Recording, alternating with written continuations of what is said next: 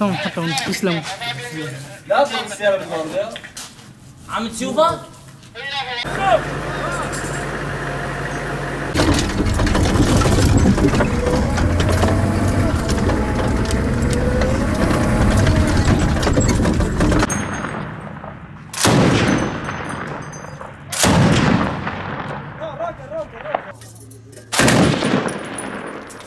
داستان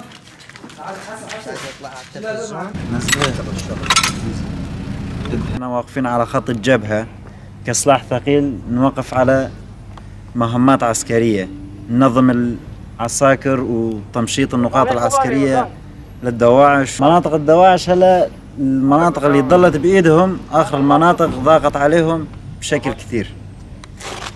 من هاي الجهة الدواعش استخدموا المدنيين والأطفال لحماية نفسهم وكدروع بشرية أمامهم يتمشوا.